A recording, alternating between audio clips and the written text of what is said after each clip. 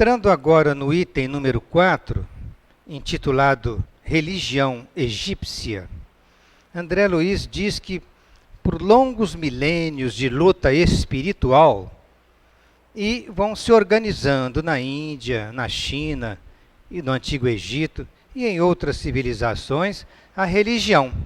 A religião como ciência moral do aperfeiçoamento para a mais alta ascensão da mente humana à consciência cósmica.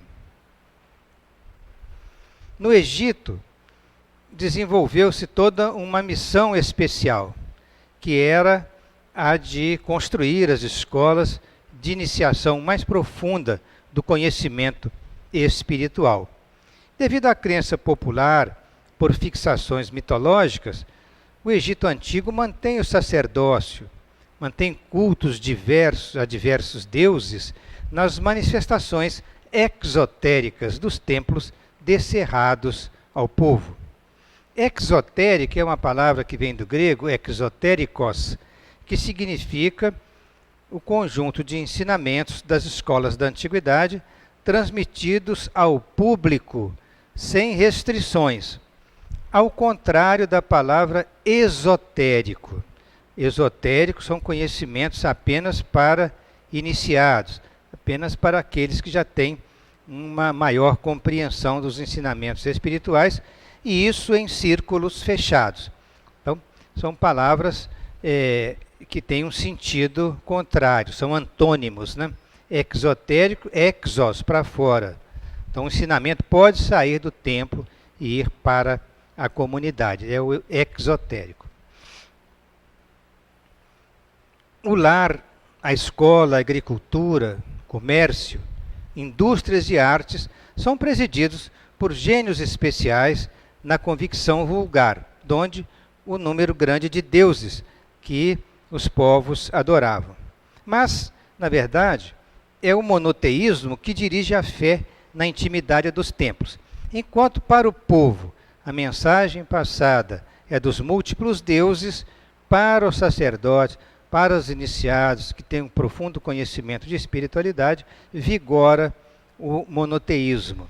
A unidade de Deus é o alicerce da religião egípcia. Quais são os atributos desta divindade? Vontade sábia e poderosa, segundo os sacerdotes egípcios.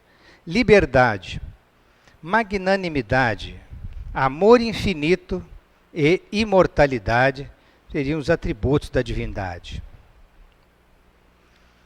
Considera a religião egípcia erroneamente que Deus criou outros deuses análogos ao Deus único.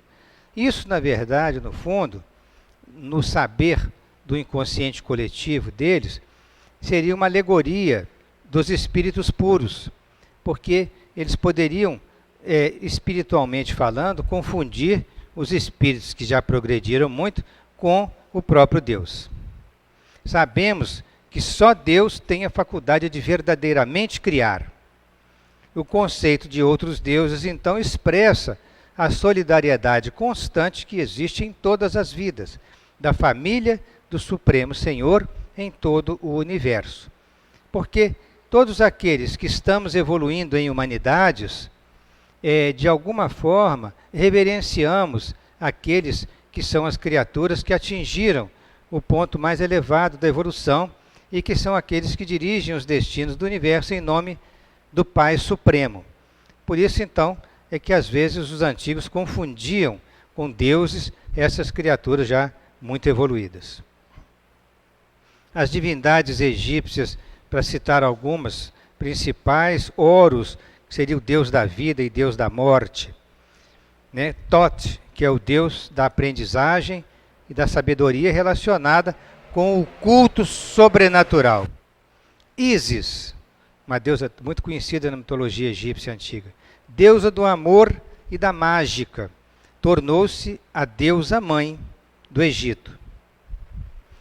O culto da morte, diz Emmanuel, em A Caminho da Luz, tornou-se uma torturante saudade do céu e foi a base de todas as organizações religiosas dos antigos egípcios. Anubis é o deus dos funerais, guardião dos cemitérios. Bastet, deusa protetora dos lares, das mães, das crianças. Vejam que eram figuras, né, mitológicas, que tinham uma parte de animal, parte de corpo humano.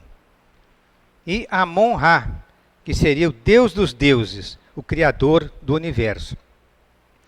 Quando Emmanuel diz que havia uma torturante saudade do céu e que serviu de base às organizações religiosas dos antigos egípcios, é porque dentre os exilados de Capela, o povo egípcio constituiu-se naquele que tinha mais desejo de retornar ao seu paraíso, que mais rapidamente desempenhou a sua missão na Terra, e muitos deles, grande maioria, teve a oportunidade de, em breves séculos, retornar ao paraíso perdido.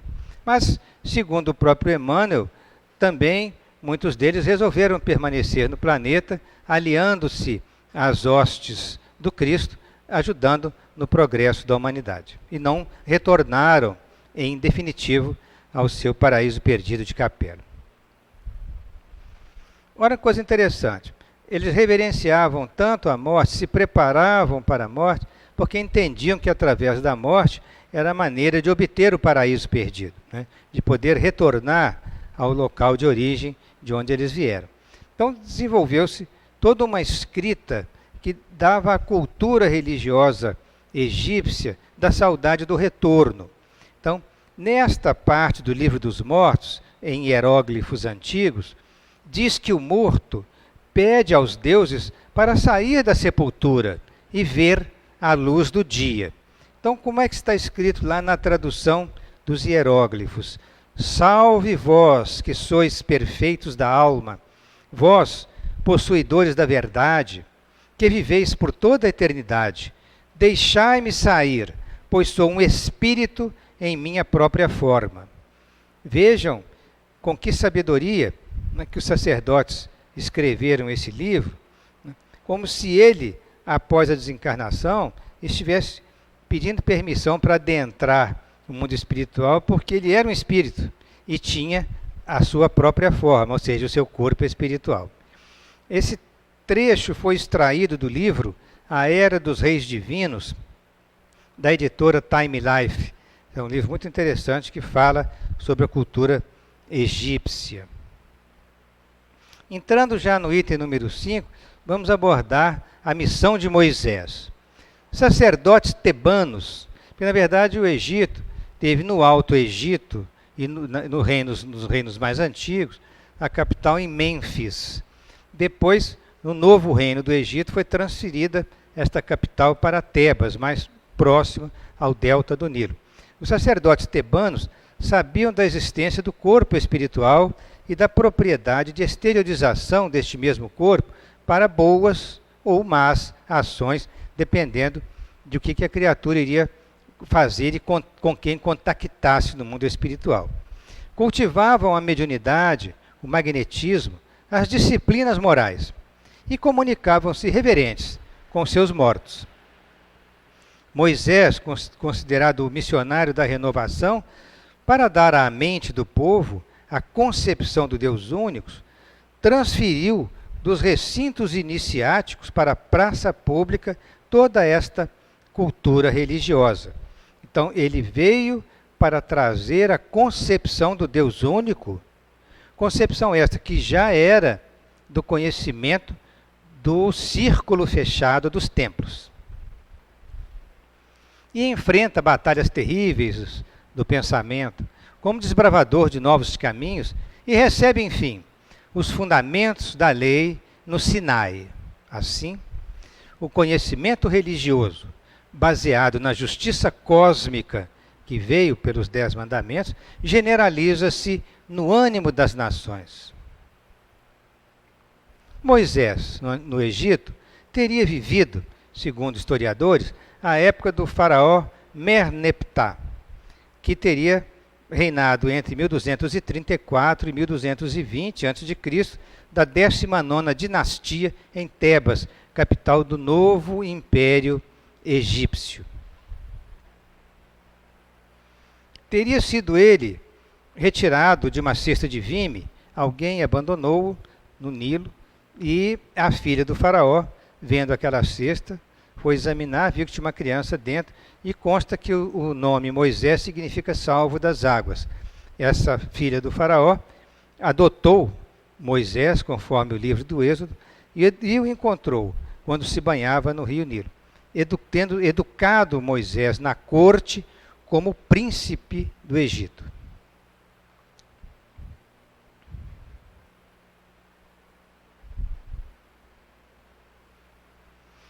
O homem comum é informado de que perante Deus, o Senhor do universo e da vida, é obrigado a respeitar o direito dos semelhantes, para que seja igualmente respeitado. Reconhece que ele e o próximo são irmãos entre si, filhos de um único pai. Olha que avanço no conhecimento religioso da época, né? A religião passa então a atuar no aperfeiçoamento do corpo espiritual e, consequentemente, do próprio espírito para a vida maior, pela educação dos hábitos humanos na fieira dos séculos, preparando o advento do Cristo, o governador espiritual da terra.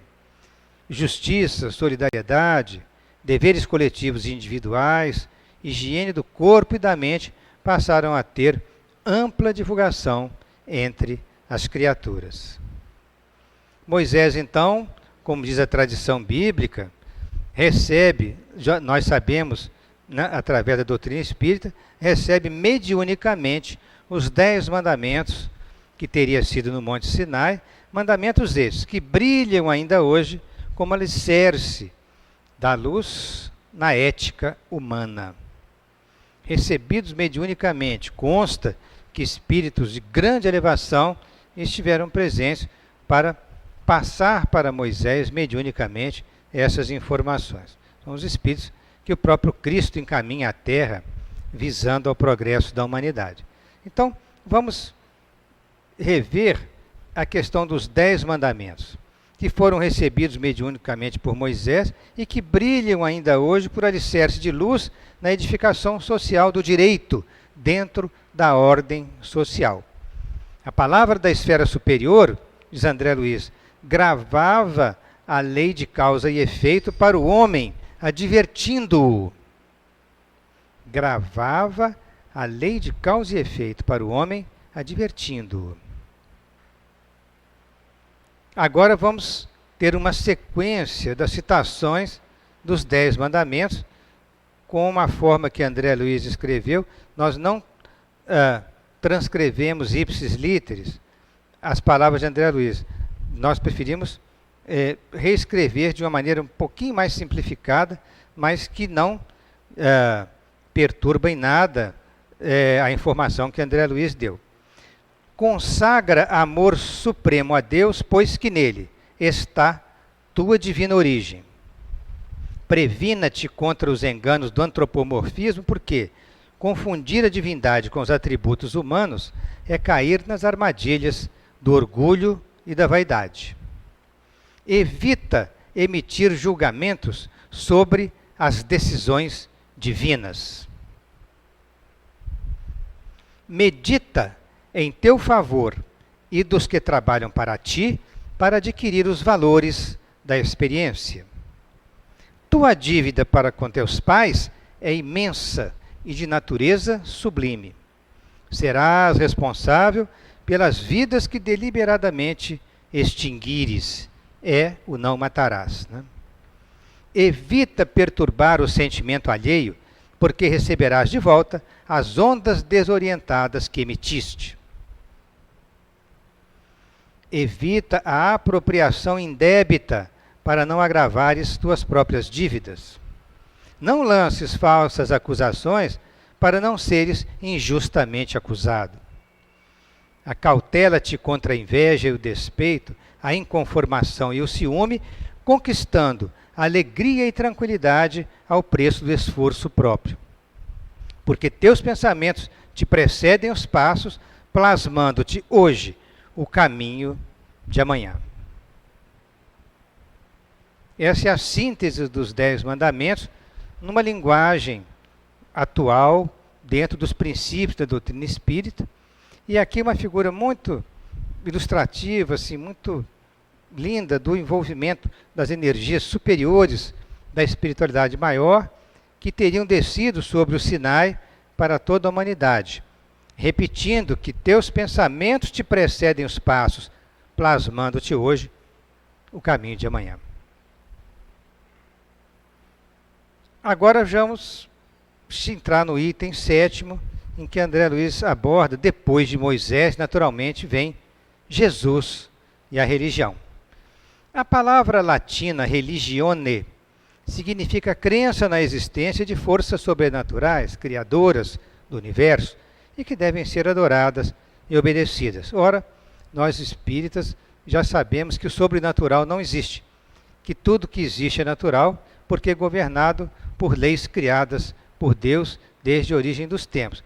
Nós apenas, na nossa ignorância, interpretamos erroneamente a existência do sobrenatural por desconhecimento que temos de muitas leis divinas que ainda não estão ao nosso alcance e à nossa compreensão. Mas na medida que o conhecimento humano avança e as informações espirituais também nos são passadas via revelações, nós vamos compreendendo melhor e até aceitando com muito mais tranquilidade a impossibilidade da existência do sobrenatural.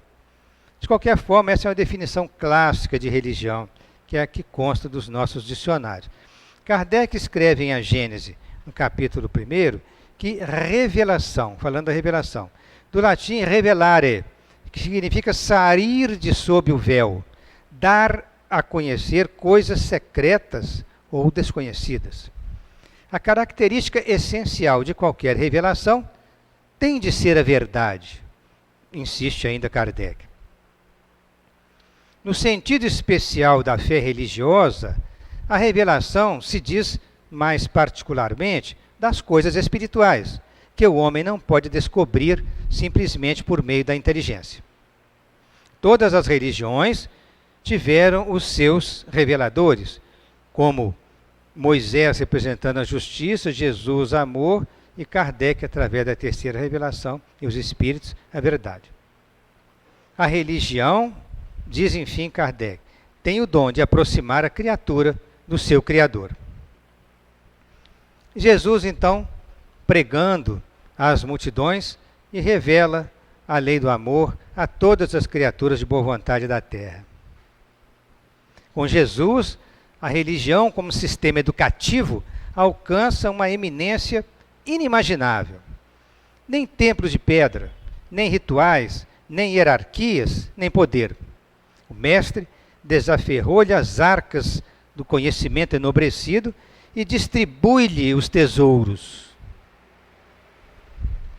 Como é o caso dele distribuir tesouros à samaritana, explicando que ela precisava beber da água viva, que era a água viva do Evangelho.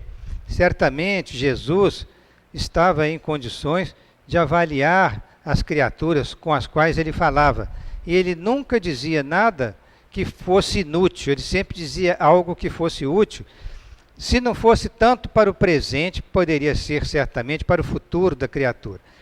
Nós não podemos acompanhar ao longo da história, e pode ser que o mundo espiritual contenha isso nos seus arquivos variados, nós não podemos acompanhar a evolução de todas as criaturas com as quais Jesus tomou contato. Mas sabemos que certamente uma semente era sempre lançada em cada uma delas. Provavelmente a samaritana, dali para diante, mudou de vida. Ela tornou-se uma criatura evangelizada e passou, ao longo da sua vida, a desenvolver ações positivas, simplesmente pela sugestão amorável do Cristo, que impregnava essas almas para sempre com as suas palavras de sabedoria eterna. Dirige-se aos homens simples, Jesus, né? Jesus dirige-se aos homens simples de coração e ergue-lhes a cabeça trêmula para o céu. Aproxima-se de quantos desconhecem a sublimidade dos próprios destinos e assopra-lhes a verdade vazada em amor, para que o sol da esperança lhes renasça no ser. abraça os deserdados e fala-lhes da providência infinita. Amparando as mulheres, Jesus valorizou a figura da mulher naquela sociedade que era predominantemente patriarcal e que não via na mulher senão uma criatura praticamente escrava, destinada a seguir todas as ordens dos homens. E no célebre episódio da mulher adúltera, Jesus ampara a criatura que tinha sofrido um deslize, mas liberta dos preconceitos da época, porque ninguém teve coragem de jogar a primeira pedra, e todos nós carregamos os nossos erros. Reúne Jesus em torno de sua glória, que a humildade escondia, os velhos, os doentes, os cansados, os tristes, os pobres e os oprimidos, as mães sofredoras e as crianças abandonadas, e entrega-lhes as bem-aventuranças celestes. Glória que a humildade escondia, porque Jesus veio na sua simplicidade, mas por trás da simplicidade e da humildade escondia uma glória espiritual imensa. Libertando as pessoas de seus sofrimentos, certamente Jesus, e Joana de Ângeles já teve oportunidade de falar sobre isso, Jesus entendia que aquele indivíduo que ele iria curar já estava no limite da prova, já estava terminada pela lei de causa e efeito a sua aprovação, ou seja, ele poderia ficar livre daquele sofrimento. Então Jesus, através de seu gesto, de sua palavra, de seu olhar, produzia modificações instantâneas em corpos de pessoas doentes, como é o caso do cego do Jericó. Nós sabemos hoje, né, pelos estudos de mediunidade, da ação dos fluidos curadores, que é possível a um espírito de grande elevação promover instantaneamente curas que modificavam biologicamente o corpo do doente e células normais, em muito pouco tempo substituíam as células doentes. Ensina Jesus que a felicidade não pode nascer das posses efêmeras, e sim da caridade do entendimento, da modéstia e do trabalho, da tolerância e do perdão. A casa de Deus tem muitas moradas, e o homem deve nascer de novo para progredir na direção da sabedoria divina.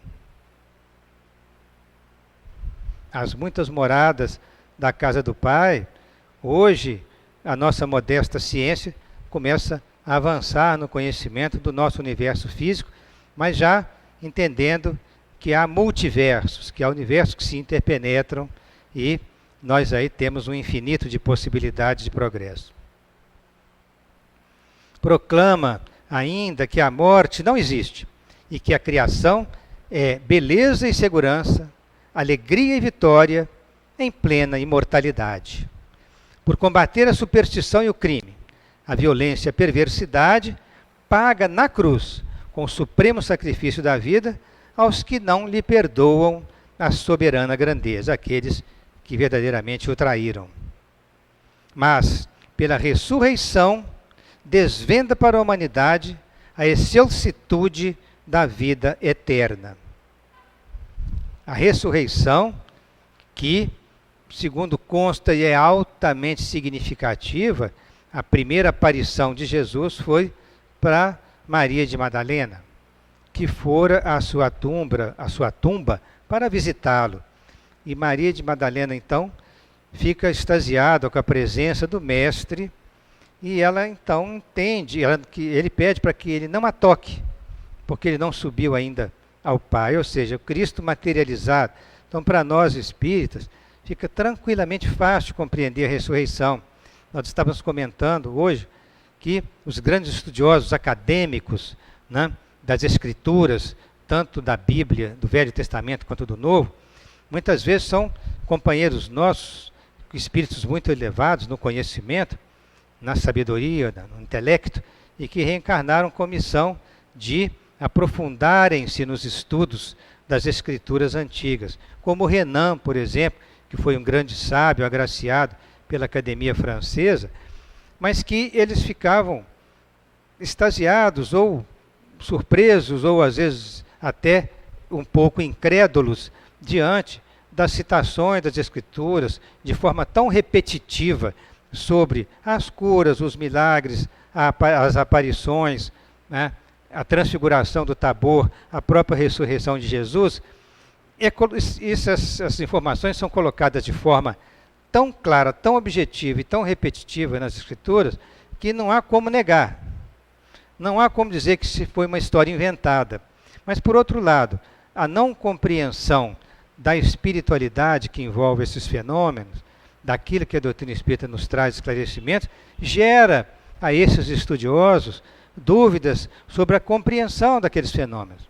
E até situações em que alguns deles chegam até a negar, entendendo que são fábulas, que são histórias contadas. Mas, na verdade, não. São fatos. E nós sabemos que há leis naturais que estão por trás desses fatos que poderão explicá-los. Assim, Jesus materializado na ressurreição vem dizer para todos os homens que ele venceu a morte e que o reino dele, que não era deste mundo, estava disponível para todos aqueles que tivessem fé e que se engajassem no trabalho da divulgação do cristianismo no mundo. Então fica bem claro que foi através da ressurreição de Jesus que houve a prova da continuidade da existência após a morte, dando a todos os discípulos e a todos aqueles simpatizantes do cristianismo nascente a certeza de que o reino de Deus, de que tanto Jesus falou, era verdadeiro e que ele voltou da morte para demonstrar a todos que ele continuava vivo no reino de Deus. Entrando agora no item 8, que é o último item do nosso capítulo, intitulado Revivescência do Cristianismo, então nós podemos dizer que o Evangelho representa, sem sombra de dúvida, o código de harmonia na Terra. Inspira o devotamento ao bem de todos, o sacrifício voluntário, a fraternidade, o serviço aos semelhantes e o perdão sem limites. Surgem, então, imensas transformações na humanidade após o advento do cristianismo. A crueldade metódica cede lugar à compaixão. Os troféus da guerra transformam-se em santuários da paz. A escravidão é anulada pela luta pela liberdade. A mulher é elevada à condição de dignidade humana de forma comparativa ao homem, porque, lamentavelmente, através de muitas culturas do passado, que eram sociedades eminentemente patriarcais, a mulher foi mantida numa posição de serva, de escrava. Ao passo que, depois do cristianismo, com todo o apoio que o Cristo deu às mulheres de todas as origens, ela foi elevada à condição da dignidade humana. A filosofia e a ciência aplicam e indicam a aplicação da caridade nos governos dos povos. A solidariedade pura, enfim, brilha na fronte do mundo.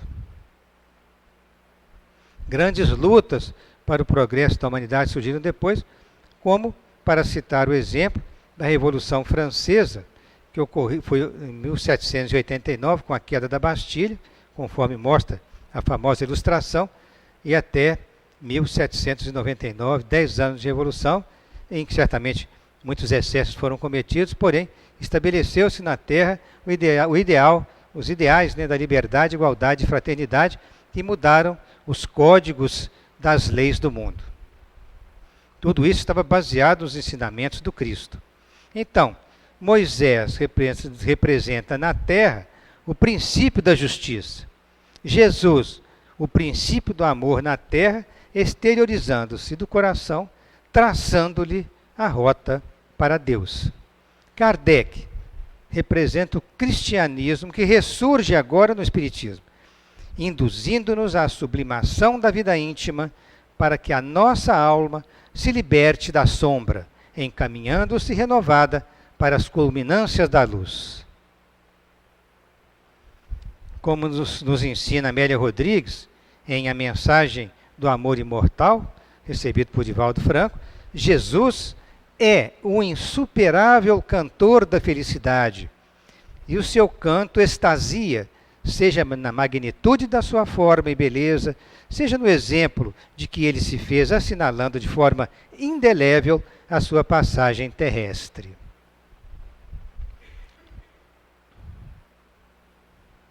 Então temos com Moisés a justiça, com Jesus a revelação do amor, e com Kardec toda a pleiade de espíritos que coordenaram o advento da terceira revelação, a verdade, a ponto de que o Espírito da Verdade, no Evangelho segundo o Espiritismo, no capítulo 6, nos diz claramente: espíritas, amai-vos, este o primeiro ensinamento, instruí-vos, este o segundo. Daí para frente, a humanidade está caminhando seguramente em passos largos para o progresso espiritual, entrando o nosso planeta numa fase de renovação que, segundo todos nós que estamos aqui pedindo pela paz na Terra, todos nós que estamos ligados às religiões, às ciências, às filosofias, a todos os pensamentos positivos, todos os homens de boa vontade, devemos nos unir, né, em prol da paz na Terra, dando de nós, pequena contribuição que seja, mas que todas essas contribuições somadas representarão um trabalho de muito valor para o auxílio do progresso da humanidade, amparando-nos nas informações dos grandes mestres que comandaram as revelações humanas. E a revelação, terceira revelação, que é o Espiritismo, vinda por Kardec, certamente foi supervisionada pelo próprio Cristo, para que a nossa Terra tivesse a oportunidade de abrir-se em largos horizontes ao progresso espiritual e aos planos elevados do futuro. Nós agradecemos a atenção de vocês e também agradecemos a Deus e aos espíritos amigos a oportunidade de podermos chegar ao fim deste estudo, desta sequência neste projeto. Muito obrigado.